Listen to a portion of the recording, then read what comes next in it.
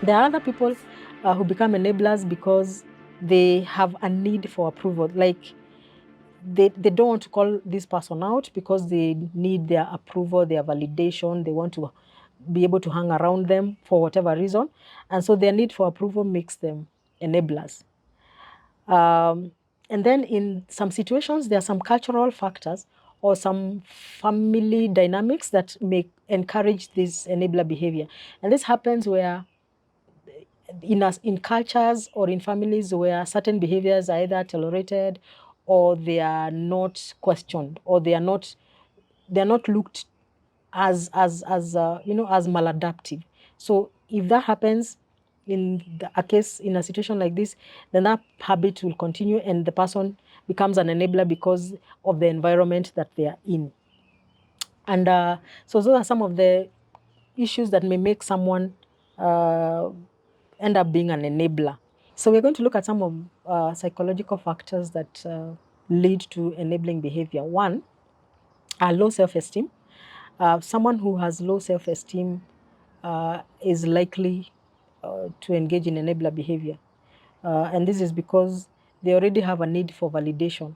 And if the person they need validation from is the one who is engaging in this maladaptive behavior, they may not really do anything about it. So low self-esteem is one factor that leads to enabling behavior.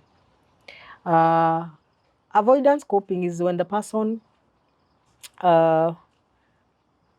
avoids or engages in avoiding to confront issues, and so because they have that way of coping, they will not actually face this problem. They will not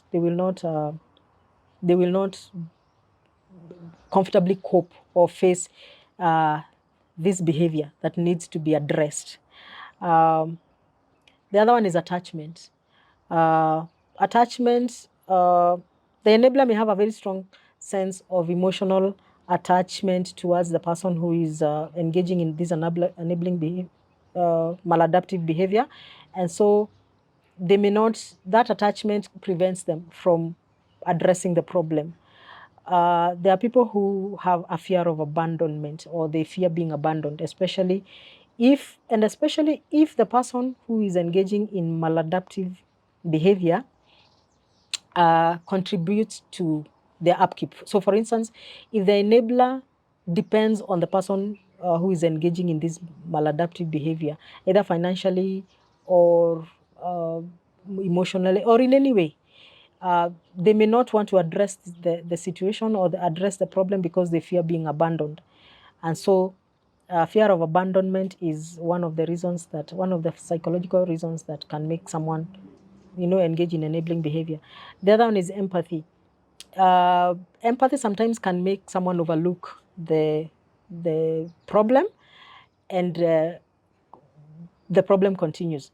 Unfortunately, this is not only harmful to the enabler herself or himself, but also to the person who is engaging in these behaviors.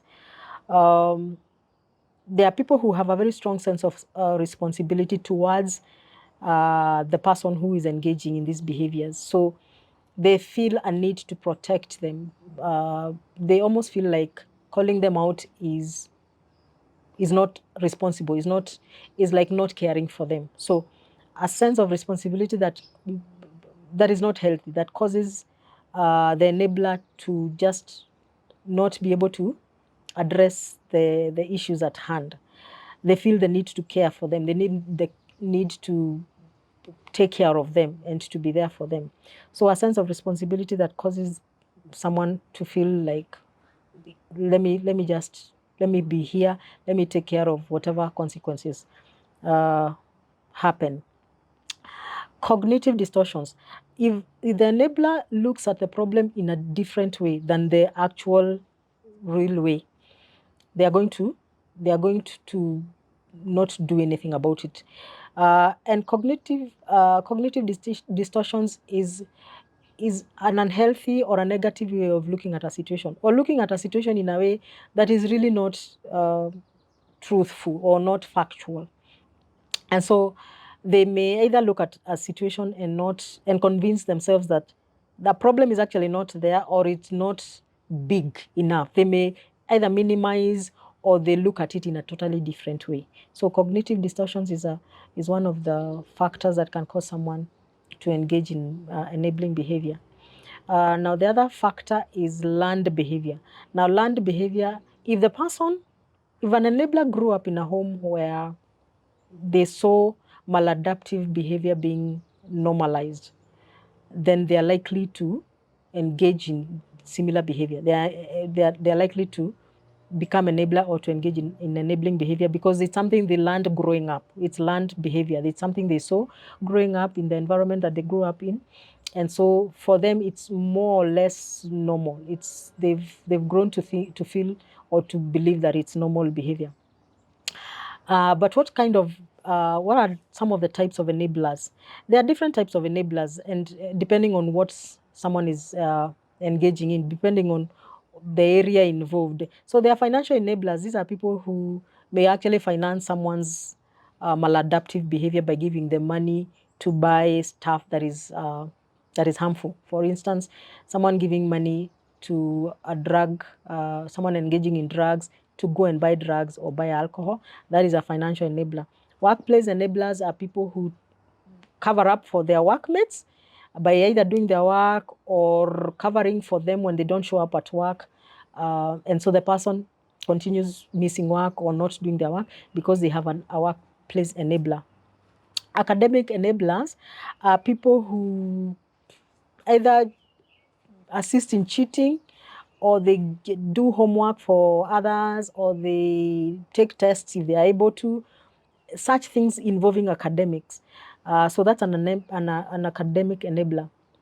Then there's substance use enablers. These are people who may encourage, not necessarily by buying, but maybe involving people, or inviting people who already have problems with drug use, and they invite or they rope them in when they are engaging, or they are going to take a drink, that kind of thing. There are addiction enablers. Enablers are people who are enablers who continue to encourage people to engage in activities that are clearly addictive. For example, gaming or shopping or whatever. They encourage them in some way, even though they already know that this person is already addicted to a certain behavior, or a certain addicted in some way. Then there is relationship enablers. These are people who are in relationships that are clearly abusive, or they're not functioning, but they continue in it, and they continue in it, not calling out the harmful behavior or the maladaptive behavior, or not calling out their partners, even though there may be issues like abuse and stuff like that. So they are in it. It's like we mentioned someone who is constantly reconciling, even though it's really not working. So those are relationship enablers. Then there are family enablers, where people continue to allow behavior that is clearly affecting families. or their family in a way.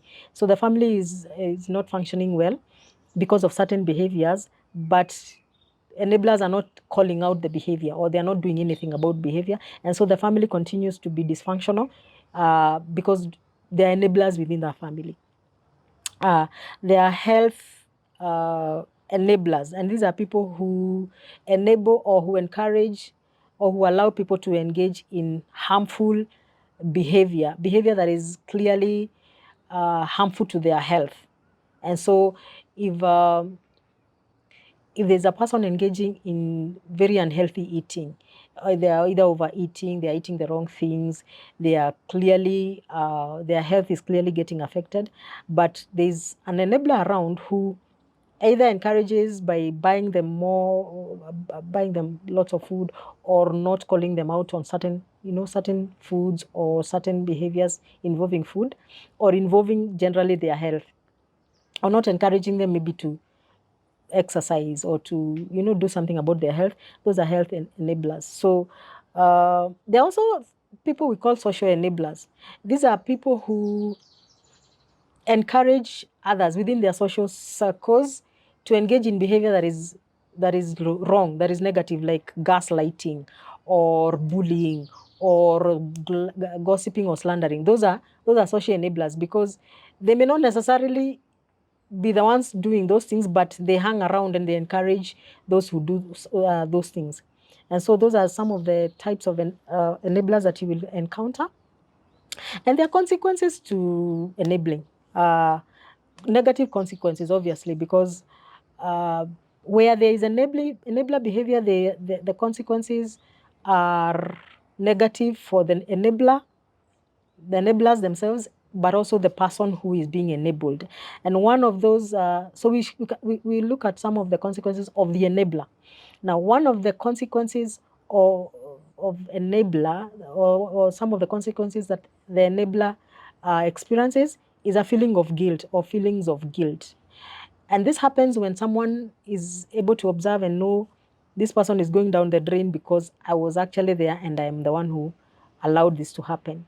And this happens a lot with parents, because at certain times the parent may know there was this going on and I didn't do anything about it. So my child is this way because of me. And especially when the child, the problem, the child has now is in problems, whether they are grown or whether they're teenagers or they are grown, whatever. If the parent participated in enabling behavior, they are likely to suffer guilt. The other consequence of the enabler suffers is emotional distress. It's really not very comfortable for anyone to see the frustrations, the helplessness that the victim is going through, knowing that you are an enabler. So emotional distress happens to the enabler. Then there's also something we call the erosion of identity. The person enabling may be so involved in helping the person or enabling the behavior that they forget to, they forget themselves. They don't really look inwards and see what's happening to them. They are so focused on the person they are enabling, that they forget about themselves. And especially when it comes to, they are the ones probably taking care of them, they are financing, they are taking on their responsibilities. They may even forget their own values. So identity erosion is one of the outcomes, one of the consequences. And then enablers also suffer depression and anxiety. It's just one of the results of enabler, one of the results of enabling behavior, because you're watching someone go through destructive habits, and deep down I have played a part in it. So depression and anxiety is a real outcome, or a real consequence for enablers. And then financially, enablers also experience strain, and especially for those who have been continually financing behavior that is costly, that is costing money. So financial strain is a consequence, and also relationship difficulties. Enabling behavior that allows relationships to continue deteriorating is going to obviously affect the enabler, because deep down they could have done something about it. They could have called out the behavior. They could have probably talked to the person to seek help, or for someone, like really just either left or made someone change. So relationship difficulties are a consequence, especially to the enabler. So those are some of the consequences or the effects of enabler behavior towards the enabler themselves.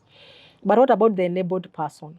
Some of the consequences of enabling behavior to the person being enabled is one, a lack of accountability. A lack of accountability is where someone has been so used to other not being accountable to anyone, so they just do whatever they have been doing. They've been allowed to kind of carry out their maladaptive behavior, and they have no sense of accountability to anyone. So lack of accountability is one. Then dependency. Dependency is where someone has been used to depending on someone else, either to carry out, to take on their responsibilities, or to take care of their financial obligations and stuff like that. So they are not able to stand up for themselves. They're not able to take charge of their lives. They're not able to be independent. So dependency is one such consequence. Then there's recurring problems. Recurring problems is where,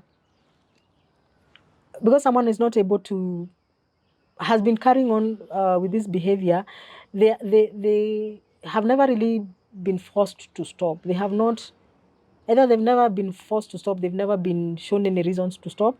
So their problems keep recurring. So if they are the kind of people who drink and drive, and they have not stopped, or they are not willing to stop, of course they will continue encountering problems because of this behavior.